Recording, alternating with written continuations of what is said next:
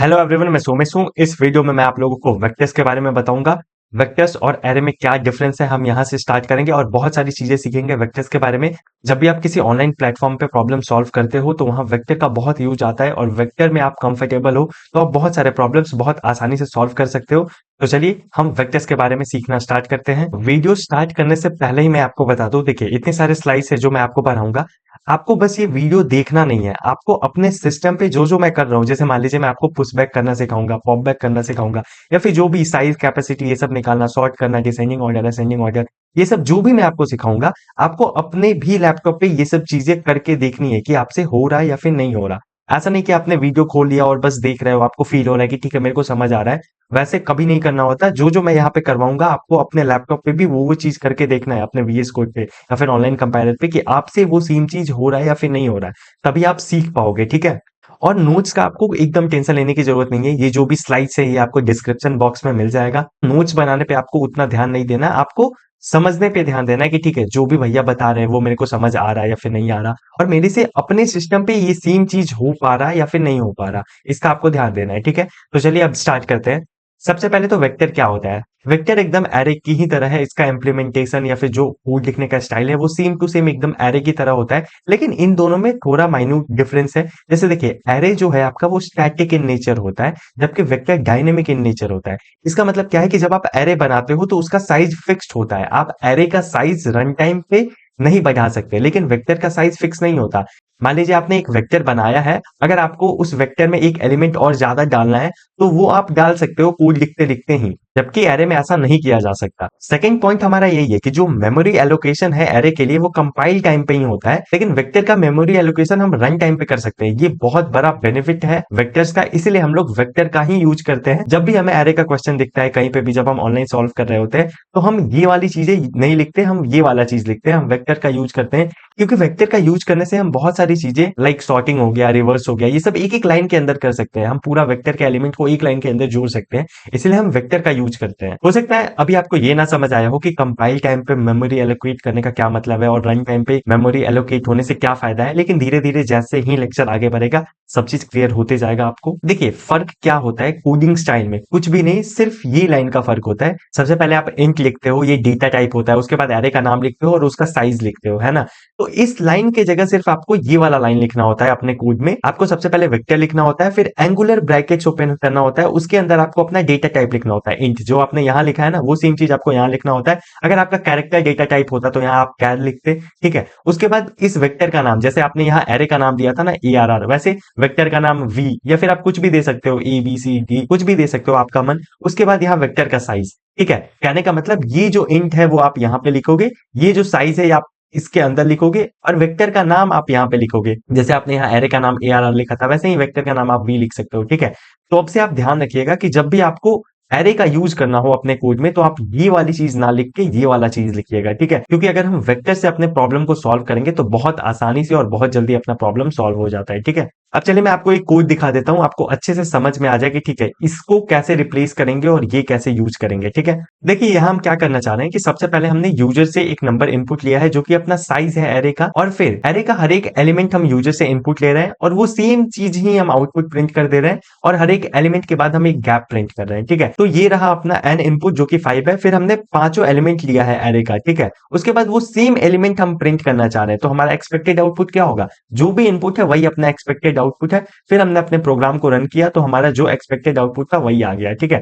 तो देखिए ये सेम चीज हमें वेक्टर में लिखना होता है, तो हम कैसे लिखते हैं, वेक्टर का यूज करके लिखना होता है तो कैसे लिखते हैं। देखिए ये दोनों प्रोग्राम एकदम सेम टू सेम है, बस फर्क क्या है एरे और वेक्टर को यूज करने में, डिक्लेरेशन में, ठीक है। हम यहाँ एरे को ऐसे डिक्लेयर करते हैं और वेक्टर को ऐसे डिक्लेयर करते हैं, और यही मैं आपको यहाँ पे बताने की कोशिश कर रहा था। हमने यहाँ पे एक वेक्टर डिक्लेयर किया है जिसके एलिमेंट का डेटा टाइप इंटीजर है, और उस वेक्टर का नाम V है और उसका साइज n है, ठीक है। n साइज का वेक्टर हमने डिक्लेयर किया है क्योंकि हमें n एलिमेंट्स लेना था अपने वेक्टर के अंदर। फिर हमने यहाँ इनपुट लिया, यहाँ हम इनपुट लेते समय ARR ऑफ I लिख रहे थे, मतलब जो भी हमारा एरे का नाम था वो, तो सेम चीज यहाँ जो भी हमारा वेक्टर का नाम है वो V ऑफ I लिखेंगे। तो हमने n एलिमेंट इनपुट ले लिया और फिर वो सेम n एलिमेंट हमने आउटपुट दे दिया, और हर एक एलिमेंट के बाद हम एक स्पेस प्रिंट कर रहे हैं। देखिए यहाँ पे गैप आ रहा है ना, स्पेस, वही हम प्रिंट करना चाह रहे थे। ठीक है, तो आपको डिफरेंस दिख गया होगा कि एरे और वेक्टर में कितना कम डिफरेंस है। बस डिक्लेरेशन के टाइम पे आपको थोड़ा सा ध्यान रखना है कि आपको ये वाला यूज ना करके वेक्टर यूज करना है। ठीक है, बाकी जो इनपुट लेने का तरीका आपका एरे में होता है वही वेक्टर में होता है, तो कोई दिक्कत वाली बात नहीं है। अब चलिए हम ये देखते हैं कि हम वेक्टर को डिक्लेयर कैसे करते हैं। ठीक है, देखिए 4 तरीके से हम अपने वेक्टर को डिक्लेयर कर सकते हैं। पहला तरीका आपका ये है, आपने वेक्टर लिखा, एंगुलर ब्रैकेट के अंदर इंट लिखा और यहाँ वेक्टर का नाम दिया। ठीक है, यहाँ आपने साइज नहीं दिया है। ठीक है, तो आपने अगर यहाँ साइज नहीं दिया है तो एक वेक्टर तो आपका बनेगा वी नाम से, लेकिन इसका साइज अभी 0 है। ठीक है, मतलब वेक्टर एकदम एम्प्टी है फिलहाल। उसके बाद देखिए दूसरा तरीका क्या होगा कि हम वेक्टर लिखेंगे, एंगुलर ब्रैकेट के अंदर अपना डेटा टाइप लिखेंगे जो कि इंटीजर है फिलहाल हम मान के चल रहे हैं, और उसके बाद वेक्टर का नाम लिखेंगे और यहाँ साइज देंगे वेक्टर का कि हम एन साइज का वेक्टर बनाना चाह रहे हैं। तो देखिए यहाँ पे क्या होगा कि एक वेक्टर बन जाएगा वी नाम से और ये एन साइज का वेक्टर बन जाएगा। यहाँ पे क्या था कि वी नाम से जस्ट वेक्टर बना था जिसका साइज 0 था, लेकिन इस बार एन साइज का आपका वेक्टर बन चुका है। तो ये हो गया दूसरा तरीका वेक्टर को डिक्लेयर करने का। तो चलिए ये 2 तरीके से हम अपने वेक्टर को डिक्लेयर करके वीएस कोड पे देख लेते हैं। सबसे पहले तो हम अपने वेक्टर का साइज डिक्लेयर कर लेते हैं। ठीक है, और यूजर से हम वो साइज लेंगे। उसके बाद हम एक वेक्टर डिफाइन करते हैं। ठीक है, इसका डेटा टाइप हम इंटीजर रखने वाले हैं और फिर हम वी लिख रहे हैं। ठीक है, यहाँ पे क्या हुआ होगा कि एक वेक्टर क्रिएट हो गया होगा वी नाम से जिसका साइज अभी 0 है, क्योंकि हमने यहाँ कोई भी अभी साइज पास नहीं किया है। तो चलिए हम इसका साइज प्रिंट करके देखते हैं। देखिए वेक्टर का साइज कैसे निकालते हैं, वेक्टर का नाम डॉट साइज लिखेंगे अगर तो उसका साइज आ जाएगा। जैसे इस वेक्टर का नाम वी था, वी डॉट साइज अगर हम लिखते हैं तो इस वेक्टर का साइज आ जाएगा। देखिए सबसे पहले हमने एक वेक्टर बना लिया है वी नाम का। ठीक है, और यहाँ पे हमने बताया नहीं है कि इस वेक्टर का साइज कितना है, तो फिलहाल वेक्टर का साइज 0 चल रहा होगा। इसको चेक करने के लिए हम इस वेक्टर का साइज निकाल सकते हैं। वेक्टर का साइज कैसे निकालते हैं, वी डॉट साइज, जहां पे वी क्या है आपका वेक्टर का नाम, अगर यहाँ पे वी के जगह पे वेक होता तो वेक डॉट साइज लिखते। ठीक है, तो जो भी आपका वेक्टर का नाम है डॉट साइज और ये पैरेंथेसिस अगर आप सी आउट करते हो तो उस वेक्टर का साइज निकल जाएगा। तो चलिए हम इस वेक्टर का साइज चेक करके देखते हैं कि कितना साइज आ रहा है। देखिए इनपुट क्या है, एक हम नंबर कोई भी दे रहे हैं 6, लेकिन एक्सपेक्टेड आउटपुट क्या है, हम तो साइज प्रिंट करना चाह रहे हैं, तो साइज तो अपना 0 ही आएगा क्योंकि अभी हमने वेक्टर का कोई भी साइज पास नहीं किया। अब हम इसको रन करके देखते हैं। तो देखिए पास हो गया, साइज अपना 0 आया। अब मान लीजिए कि हम वेक्टर में साइज पास कर दे रहे हैं एन, तो वी डॉट साइज इस केस में क्या आना चाहिए। देखिए हमने एन यूजर से इनपुट लिया है वेक्टर का साइज 6 और हमने इस वेक्टर में साइज पास कर दिया है, तो अपना आउटपुट इस बार 6 आना चाहिए।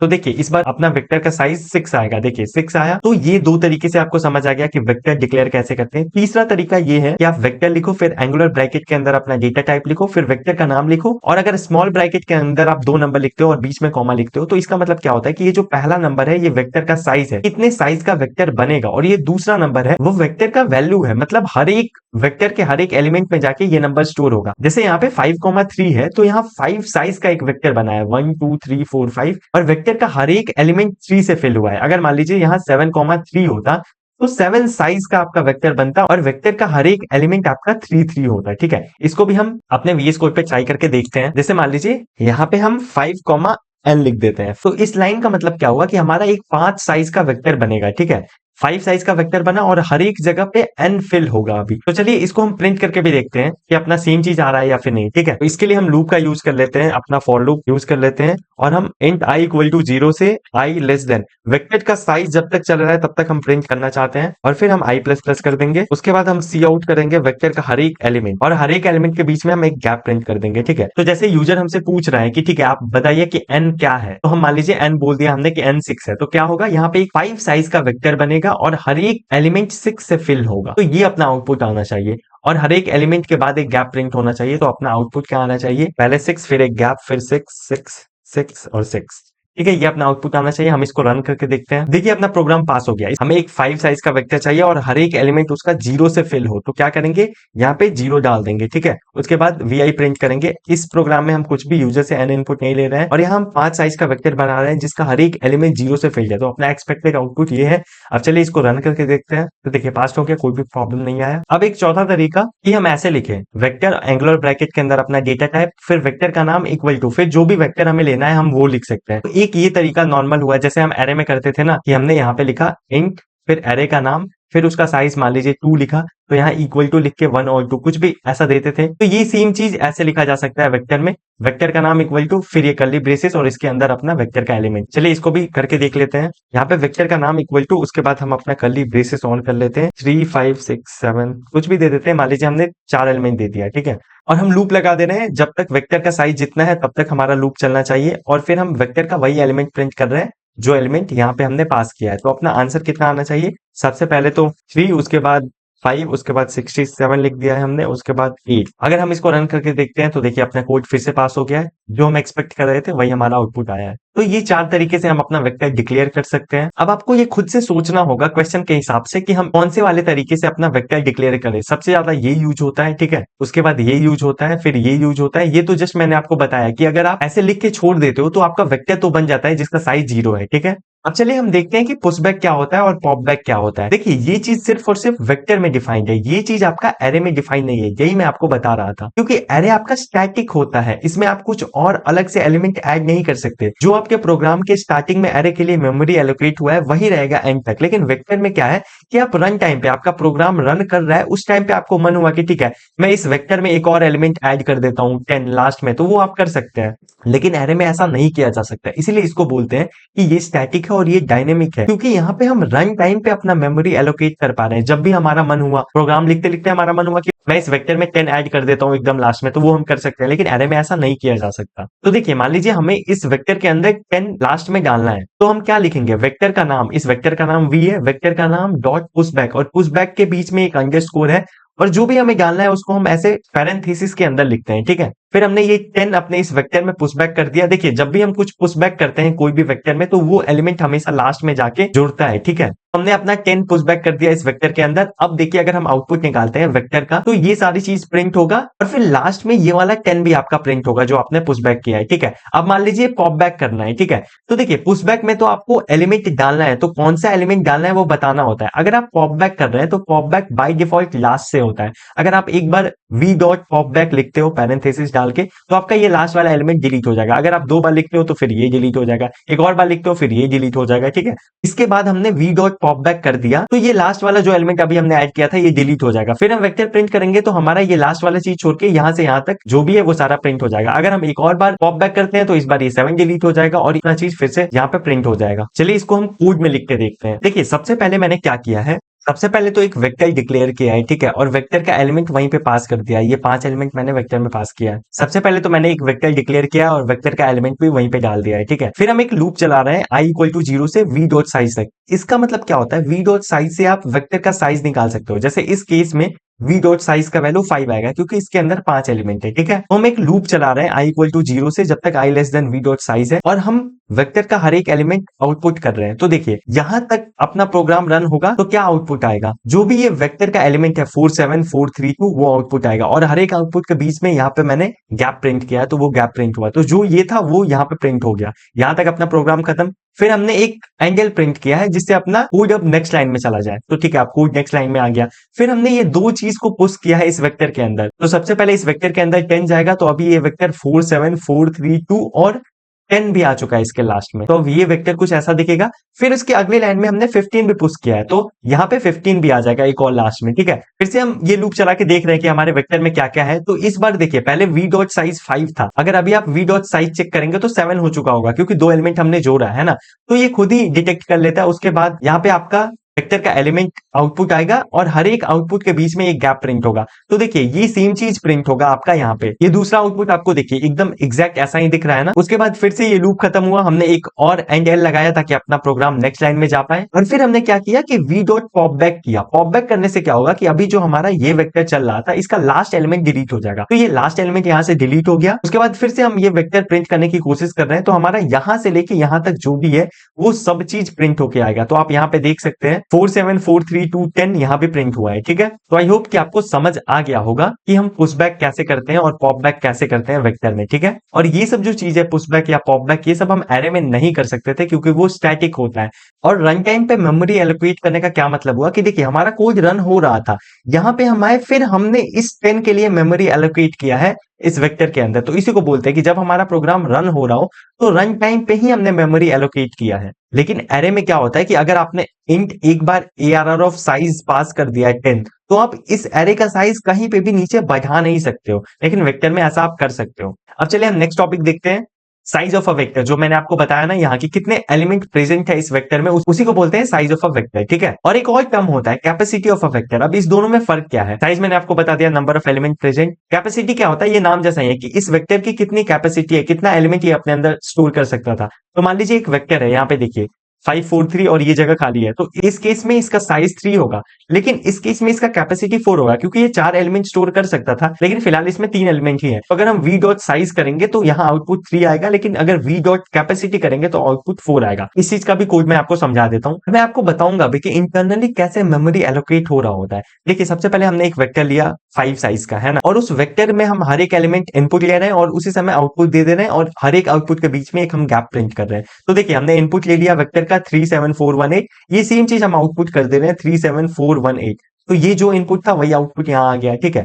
उसके बाद हम नेक्स्ट लाइन के लिए एंगल यहाँ पे यूज कर रहे हैं, और यहाँ पे हम साइज और कैपेसिटी प्रिंट करना चाह रहे हैं। तो देखिए क्या हुआ था, एक वेक्टर अपना बना था 5 साइज का इनिशियली यहाँ पे, उसके बाद हमने एलिमेंट लिया, एलिमेंट आउटपुट किया, तो यहाँ पे फिलहाल इस वेक्टर का साइज भी 5 होगा, कैपेसिटी भी 5 होगा। अब देखिए, लेकिन ये अलग अलग साइज और कैपेसिटी कब आता है, अब मैं बताता हूँ। देखिए, इस वेक्टर के अंदर हम एक नया एलिमेंट पुश बैक करना चाहते हैं 6। तो ये चीजें कैसे पुश बैक होती है इंटरनली, वो मैं आपको बताता हूँ। सबसे पहले तो अपना 5 साइज का वेक्टर था, तो वो हम लिख लेते हैं 37418 था, है ना, यहाँ पे।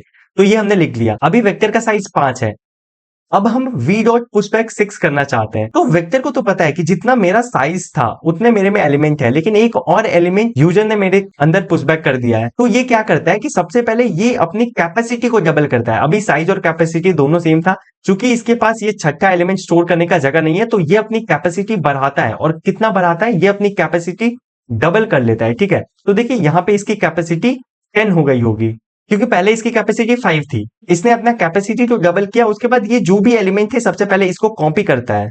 ये एलिमेंट कॉपी हुआ, उसके बाद जो ये 6 आ रहा था उसको यहाँ ये लास्ट में स्टोर करता है। तो इनिशियली इसकी साइज भी 5 थी और कैपेसिटी भी 5 थी, लेकिन अभी देखिए इसकी साइज 6 हो चुकी है, क्योंकि इसमें 6 एलिमेंट प्रेजेंट है, लेकिन इसकी कैपेसिटी 10 है, क्योंकि इसने अपनी कैपेसिटी को डबल किया है। तो हम अगर v डॉट पुशबैक 6 करते हैं और उसके बाद अपनी साइज और कैपेसिटी प्रिंट करेंगे, तो साइज अपना 6 आएगा, लेकिन कैपेसिटी अपनी 10 आएगी। पहले ये 5 एलिमेंट था, लेकिन अभी हमने 6 को पुशबैक किया है, तो ये छठा एलिमेंट भी आ गया, और फिर हम एंगल लगाए तो प्रोग्राम नेक्स्ट लाइन में गया, और फिर साइज हमारा 6 प्रिंट हुआ और कैपेसिटी हमारी 10 प्रिंट हुई। तो आई होप कि आपको समझ आ गया होगा और आपको साइज और कैपेसिटी के बीच का फर्क भी पता चल गया होगा, ठीक है। चलिए हम अपने नेक्स्ट टॉपिक पे चलते हैं, और देखिए यहाँ के बाद जो भी चीज मैं आपको बताऊंगा वो सारी चीज जब भी आप प्रोग्रामिंग करोगे वो डायरेक्ट यूज होगा, तो आपको बहुत ही अच्छे से अभी के बाद चीजें सुननी है। तो चलिए हम स्टार्ट करते हैं। सबसे पहले मान लीजिए आपको एक क्वेश्चन दिया हुआ है कि एक वेक्टर है और इस वेक्टर में कोई एक पर्टिकुलर नंबर कितने बार आया है वो आपको चेक करना है, ठीक है, ये क्वेश्चन है। तो इसके लिए आप कोड कैसे लिखोगे? तो सबसे पहले हमने यूजर से 2 इनपुट ले लिया। पहला इनपुट तो जो भी आपका एरे है उसका साइज हमने इनपुट ले लिया, और दूसरा इनपुट की हम कौन सा नंबर खोजना चाह रहे हैं उसको मैंने टारगेट बोल दिया, ठीक है। तो देखिए यहाँ पे 8 लिखा हुआ है, मतलब ये साइज ऑफ एरे है, और हम 19 खोजना चाह रहे हैं कि 19 उस एरे में कितनी बार प्रेजेंट है, हम ये चेक करना चाह रहे हैं, ठीक है। क्योंकि मैंने आपको बताया था एरे का यूज हम नहीं करेंगे, जहां भी एरे वाले प्रॉब्लम्स है हम वेक्टर का यूज करेंगे।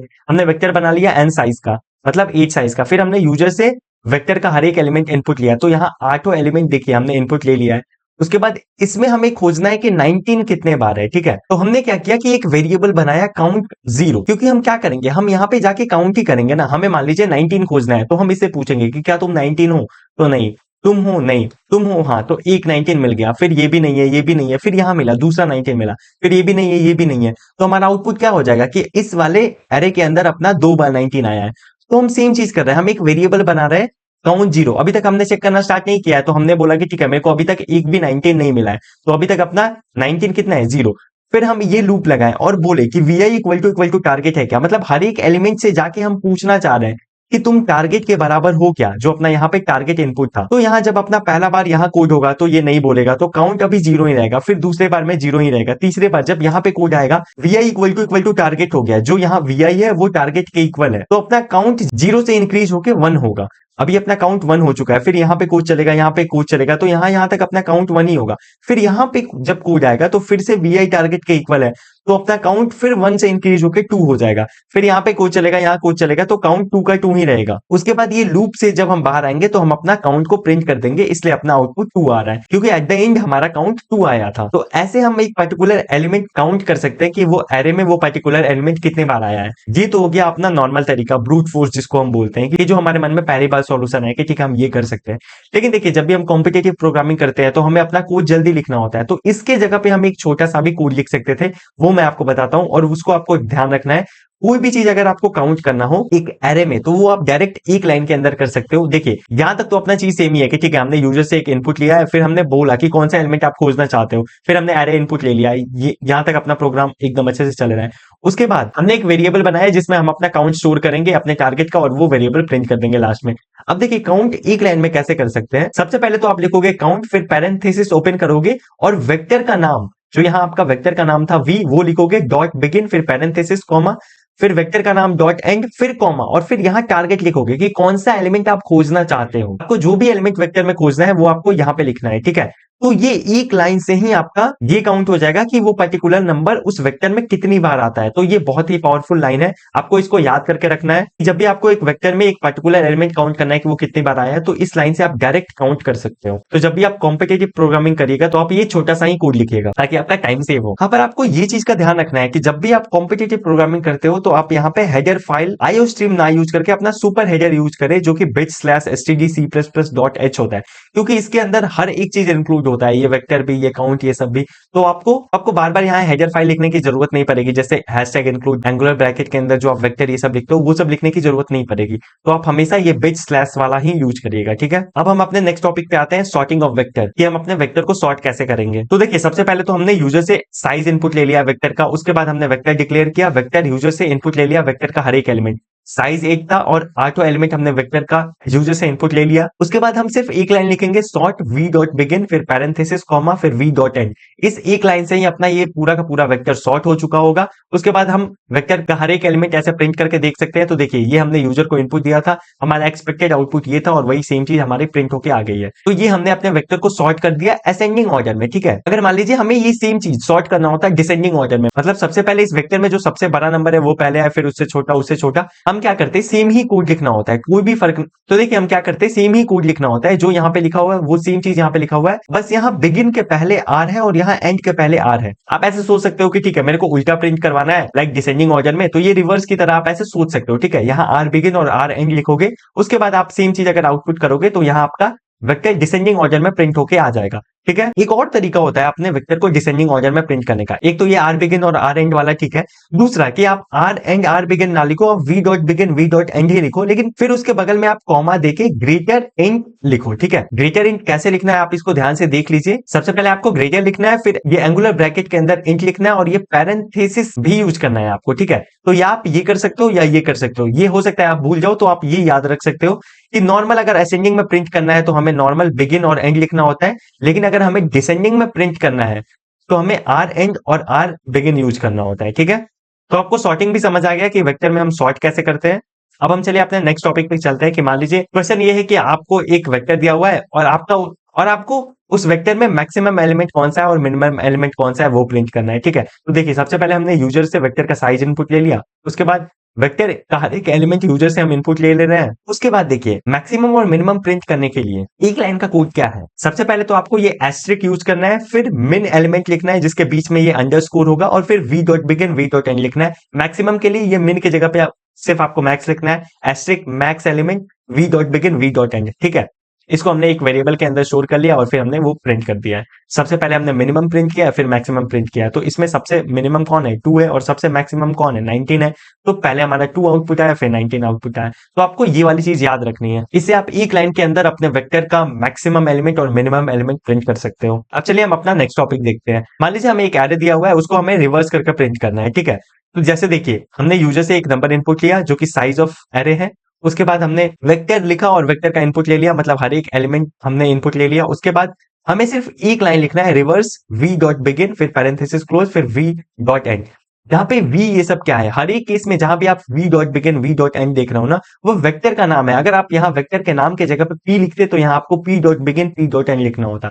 जो भी आपका वेक्टर का नाम होगा डॉट बिगिन, और जो भी आपका वेक्टर का नाम होगा डॉट एंड लिखना है, ठीक है। तो अगर आपको रिवर्स करना है तो आप यहाँ पे रिवर्स का यूज कर रहे हो। अगर आपको सॉर्ट करना था तो आप देखिए सॉर्ट का यूज कर रहे थे असेंडिंग के लिए, और डिसेंडिंग के लिए भी सॉर्ट ही यूज कर रहे थे, लेकिन यहाँ आर लिख रहे थे, ठीक है। ये आपको ध्यान रखना है। तो आपने यहाँ रिवर्स के लिए रिवर्स यूज किया, और आप अपना फिर वेक्टर का हर एक एलिमेंट एज आउटपुट प्रिंट करवा रहे हो। तो देखिए जो आपका लास्ट में था वो आपका सबसे पहले आ गया, उसके बाद 5, उसके बाद 19 ऐसे, और जो सबसे पहले था वो सबसे लास्ट में जाकर प्रिंट हो गया। आप ये सोच रहे होगे कि भैया ये आप हर एक कोड में we dot begin v dot and लिखवा रहे हो, वो कहाँ पॉइंट कर रहा है, वो क्या है। तो देखिए वी डॉट बिगिन आपका वेक्टर का पहला एलिमेंट को पॉइंट करता है, लेकिन वी डॉट एंड ऐसा नहीं है कि वेक्टर का लास्ट एलिमेंट को पॉइंट करता है, नहीं, वी डॉट एंड आपका लास्ट एलिमेंट के बाद पॉइंट करता है। मतलब पूरा का पूरा वेक्टर जहां खत्म होता है उसके बाद वाली चीज को पॉइंट करता है वी डॉट एंड। बस आपको ये ध्यान रखना है कि ठीक है वी डॉट बिगिन तो इसी को पॉइंट करता है, लेकिन वी डॉट एंड हमारा वेक्टर खत्म हो जाता है उसके बाद वाली चीज को पॉइंट करता है। ये वाला चीज क्या है, वी डॉट बिगिन प्लस 1 है, ये वाला चीज क्या है, वी डॉट बिगिन प्लस 2 है, ठीक है। और ऐसे करते करते सारा आप नेमिंग कर लोगे, लेकिन वी डॉट एंड लास्ट वाली चीज को पॉइंट नहीं करता, वो लास्ट के बाद वाली चीज को पॉइंट करता है। इसको आपको ध्यान रखना है जस्ट। अब देखिए हम एक नेक्स्ट टॉपिक पढ़ रहे हैं कि वेक्टर में जितने भी एलिमेंट्स आपके दिए हुए हैं, या फिर अरे में जो भी एलिमेंट दिए हुए हैं आपके, उसका आपको सम निकालना है। तो सबसे पहले तो हमने साइज ले लिया इनपुट, फिर हर एक एलिमेंट हमने यहाँ पे इनपुट ले लिया। उसके बाद हम बोल रहे हैं कि इनिशियली हमारा सम 0 है, उसके बाद हम लूप का यूज कर रहे हैं 0 से लेके n तक, क्योंकि अपना साइज वही है, और बार बार हम सम में अपना एलिमेंट को ऐड कर रहे हैं, ठीक है। देखिए अपना सम फिलहाल 0 था, उसके बाद अपना लूप जब चला होगा, तो जब i इक्वल टू 0 होगा तो sum equal to sum plus vi होगा। और फिलहाल सम क्या है, फिलहाल सम 0 है, प्लस vi क्या हुआ, v ऑफ i, और i 0 चल रहा है तो v ऑफ 0 3 है। तो अब अपना सम 3 हो चुका है, ठीक है। फिर अपना i इक्वल टू 1 पे चलेगा, तो i इक्वल टू 1 के लिए जब कोड अंडर आएगा तो सम प्लस vi होगा, और सम फिलहाल 3 हो चुका है तो 3 प्लस v ऑफ i है 5, मतलब अब सम 8 हो चुका है।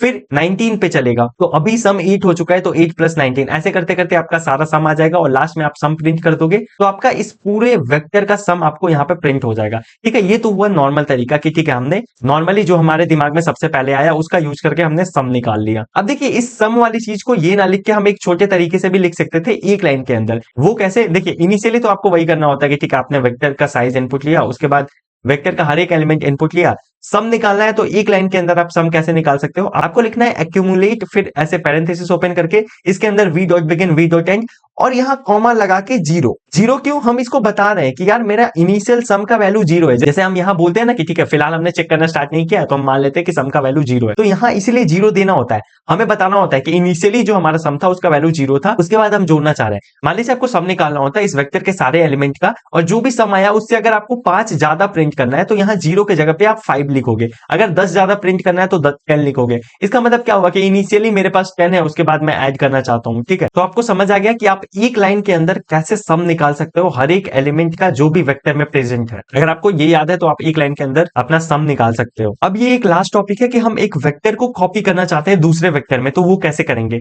सबसे पहले तो देखिए हमने प्रोग्राम में अपना वेक्टर का साइज लिया है, फिर वो वेक्टर को इनपुट लिया है, ठीक है। उसके बाद देखिए हम एक नया वेक्टर बना रहे हैं v2 नाम से, ठीक है। v2 नाम का हमने वेक्टर बनाया, और ये जो v1 वेक्टर था जो हमने यहाँ पे लिया था, उस पूरे के पूरे v1 वेक्टर को हमने v2 में कॉपी किया। ऐसे कॉपी करते हैं, अगर हमने v2 इक्वल टू v1 लिख दिया, इसका मतलब ये जो राइट साइड वाला वेक्टर होगा वो पूरा का पूरा जाके अपने v2 में कॉपी हो जाएगा, ठीक है। तो हमने ये पूरा का पूरा v1 अपने v2 में कॉपी कर लिया, फिर हमने यहाँ लूप चलाया, और अभी हम यहाँ v2 प्रिंट कर रहे हैं। देखिए हमने इनपुट लिया था v1 का, और हमने कॉपी कर दिया v1 के सारे एलिमेंट v2 के अंदर, और हम यहाँ v2 एज अ आउटपुट दे रहे हैं। तो देखिए जो हमने इनपुट लिया था वही हमारा एक्सपेक्टेड आउटपुट आ रहा है, क्योंकि हमने वो सेम चीज कॉपी कर ली थी अपने v2 वेक्टर के अंदर। तो देखिए एक तो अपने कॉपी करने का तरीका ये हो गया कि हमने v2 इक्वल टू v1 लिख दिया। दूसरा कॉपी करने का तरीका ये होता है कि हम यहाँ पे इक्वल टू ना लिख के ऐसे पैरेंथेसिस के अंदर ये सेम चीज लिख दे, ठीक है। इसका मतलब क्या होता है कि हम v1 को कॉपी करवाना चाह रहे हैं v2 के अंदर। ये जो ब्रैकेट के अंदर वाली चीज है वो वेक्टर को हम कॉपी करवाना चाह रहे हैं उस वेक्टर के अंदर जो यहाँ ब्रैकेट के बाहर लिखा हुआ है, ठीक है। तो इस तरीके से हम अपने एक वेक्टर को दूसरे वेक्टर के अंदर कॉपी करवा सकते हैं, ठीक है। तो आई होप कि आपको ये सारी चीजें एकदम अच्छे से समझ आ गई होंगी। अगर आपका फिर भी कुछ डाउट है तो आप कमेंट सेक्शन में बिल्कुल पूछ सकते हैं, और ये जिस स्लाइड से मैं आपको पढ़ा रहा था वो स्लाइड का पीडीएफ आपको डिस्क्रिप्शन में मिल जाएगा, तो उसके लिए आपको टेंशन लेने की कोई भी जरूरत नहीं है। और जो भी मैंने आपको याद करने को बोला है, जैसे ये रिवर्स कैसे करते हैं, वो जो एक एक लाइन था, जो जो इंपॉर्टेंट था, जो जो हाईलाइटेड था, वो आपको हमेशा याद रखना है, ताकि जब भी आप प्रोग्राम लिखो तो आप अपना कोड एकदम जल्दी से जल्दी लिख पाओ और आपका टाइम सेव हो पाए। तो फिर इस वीडियो में बस इतना ही, मिलते हैं आपसे अगले वीडियो में।